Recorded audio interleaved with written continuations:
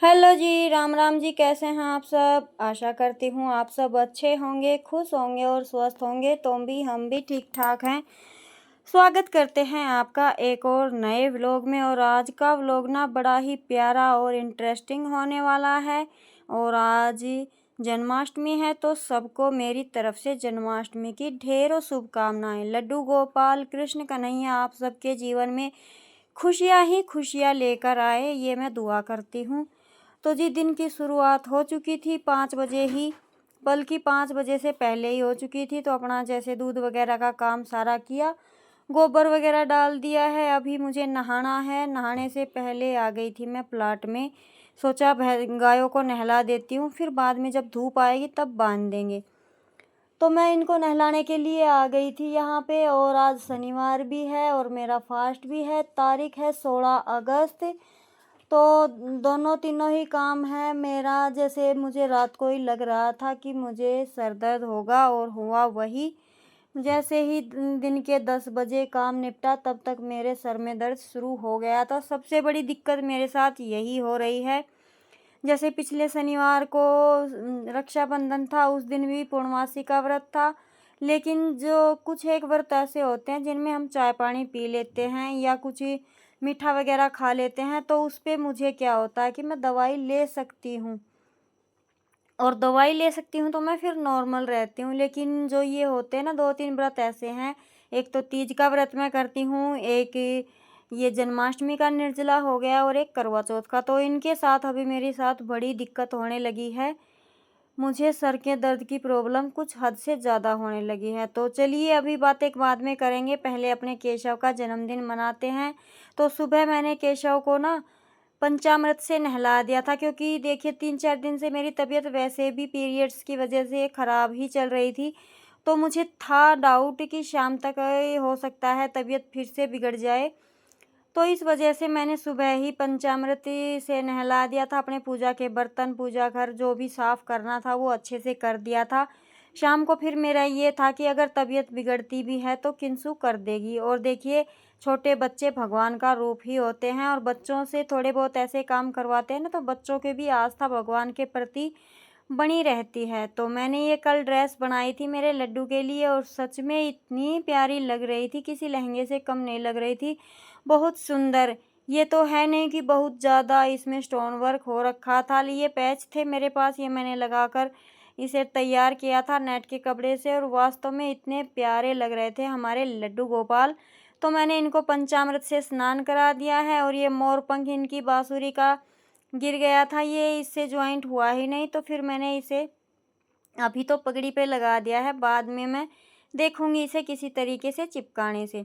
तो जो लड्डू गोपाल को पंचामृत से स्नान कराया था, और मैंने मेरे बाकी के देवी देवताओं को भी बाद में स्नान करा दिया था सभी को।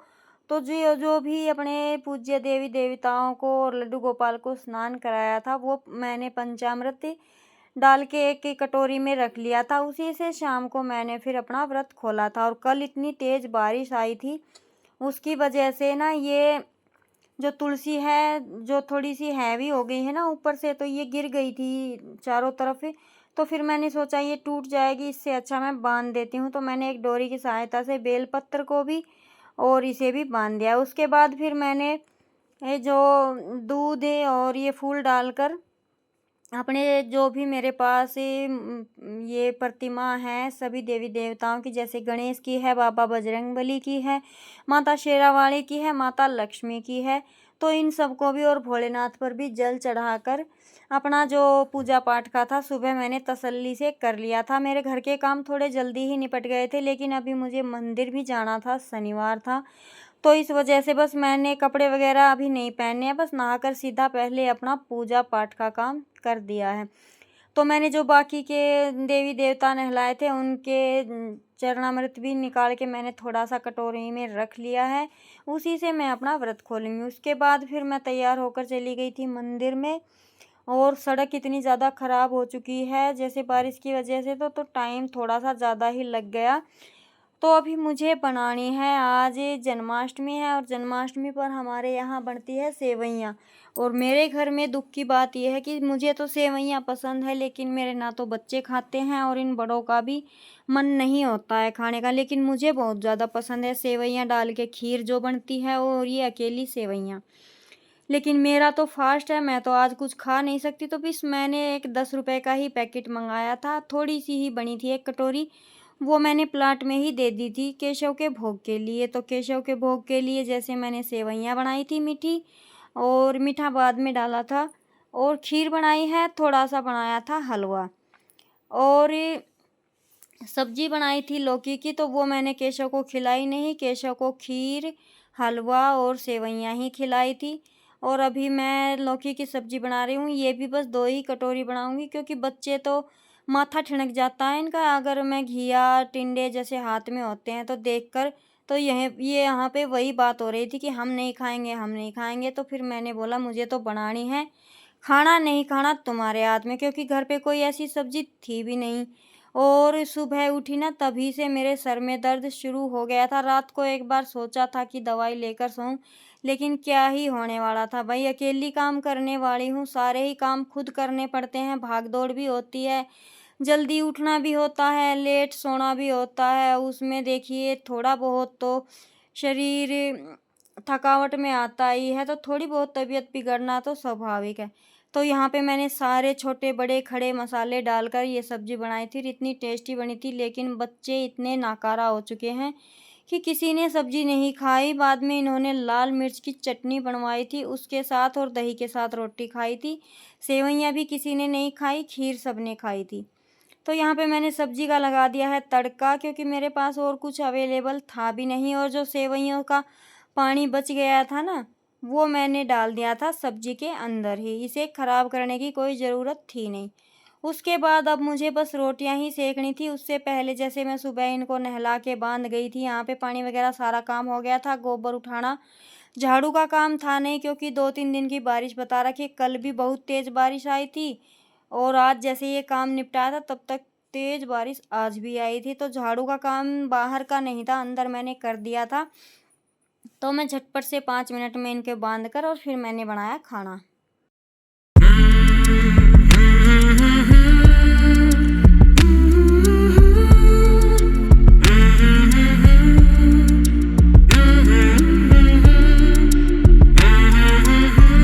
और बाकी का सारा सामान तैयार था, झटपट से मैंने बनाई रोटियां और मेरा खाना हो गया है तैयार। केशव की प्लेट मैंने पहले लगा दी है।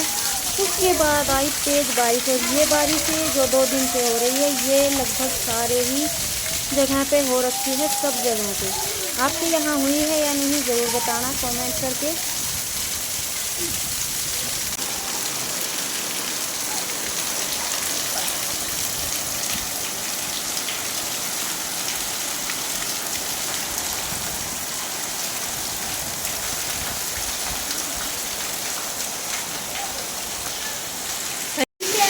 तो भाई बहुत तगड़ी वाली बारिश आ रही है, और मेरा लड्डू बैठा था।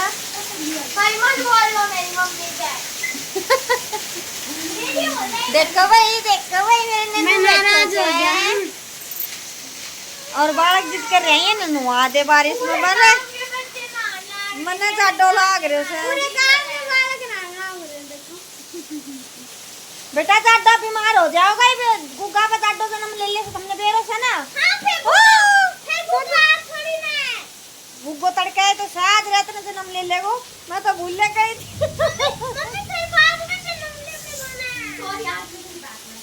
फिर संजी की क्या गुग्गा ना दादा जन्म ले लियो।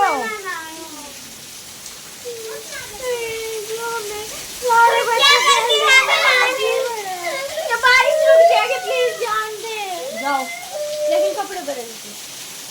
इस कपड़ा के मतलब या पजामी गिल्ली हो या ये पहन के जाऊंगा मैं। एक जनी जाकर मशीन में हाथ मैल का काट ले ना, मैं पजामा वो ढीला से पास मैं तो रे पड़े कुर्सी पे। हां तो जाओ मैल का न काट के तार पे देख जाओ, मेरे सिर में दर्द हो लियो ना। रुकन की कोनिया बारिश आज दबोगा वो। तो मिंडक तो रहे वो काल को आ रहे हो। देख लो भाई, इसी छोरी से हमारा ना तो यार नाव है और ना यहाँ शांति तक बैठे। और आज मन मेरा बाल खुला छोड़ रखा है क्योंकि मेरा सिर में दर्द होने की टेंशन हो रही है। और थोड़ा थोड़ा तो सिर में दर्द है मेरा। कल भी जोर की बारिश आई थी और आज भी जोर की बारिश आ रही। बाल कल धोया था, मेहंदी तो लगाने नहीं पाई ना हाथों का ना बाला का। ए जा पहले वो ले आ दे, मैंने भीतर से एक मेहंदी की चीज ले आ दे, वो डब्बा उठा ले आ दे। तो तू पास फिर मैं ला दूंगी। तो भाई बाल तो ही बनावेगा मन नहीं। और मेरा हल्का हल्का सिर में दर्द हो रहा है, टाइम पास ना हो रहा। वीडियो भी क्या मर गए रू, वॉइस ओवर ना कर सकती, इतनी तेज बारिश की तप्पड़ तप्पड़ आपने सुन रही होगी आवाज़। तो हमें के वीडियो में आवाज़ पड़े तो बाद में देखेंगे। हेलो जी, तो 5 बज गया और सिर ने भयानक परेशान कर दी। सिर में दर्द हो रही है। हमारा बगड़ में खेल रहे हैं बंदर कबड्डी, अपनी हिम्मत नहीं बिल्कुल भी जानती। सारा बारह बारह उतर रहे हैं, ये झूला गैल खेल रहे हैं सारा गैल। और किन स्वीप लगवाओगे मेहंदी, मन नहीं लगाया कुछ मेहंदी वगैरह कुछ लगाने को मन ना करो। 5 बज गया, 6 बजे तक छोड़, फिर 7 बजे तक लड्डू की भी तैयारी करनी से। आज लड्डू को जन्म करवाना से। मम्मी फिर झूला पे तो ना मम्मी पापा के नहीं लटका रखी थी वैसी पन्नी वाली, वे मैं ना लटकाऊं, मेरी हिम्मत तो कोनी। तो भाई तबीयत ज़्यादा लड्डू झुलाना भी तो तो तबीयत ज़्यादा ख़राब रहने लगी। और अगली जन्माष्टमी पे मैं करूँगी उद्यापन में। मेरी हिम्मत जवाब दे रही थी क्योंकि मेरा यो वाला जो दर्द से नहीं मैंने परेशान कर रही हूँ, ना भूख लग गया ना प्यास लग गए, सिर को दर्द सही सिर का दर्द। मैंने बताओ मैं चाय पानी नहीं पी सकूँ, चाय पानी पी लियो मैंने आज, तो चाय पी पानी की जगह एक बार पानी पिया करूँ। और गोली नहीं ले सकती, गोली नहीं ली इतना आराम नहीं हुआ है, इस वजह से काम मेरा सारा रुक रहा है। तो एक मैं लगाऊँ सु किन्सु कर मेहंदी या कीप ले ली और किन्सु को हाथ में मांग लियो थोड़ी सी देर। बच्चे देख झूला के नीचे में खड़ा होती।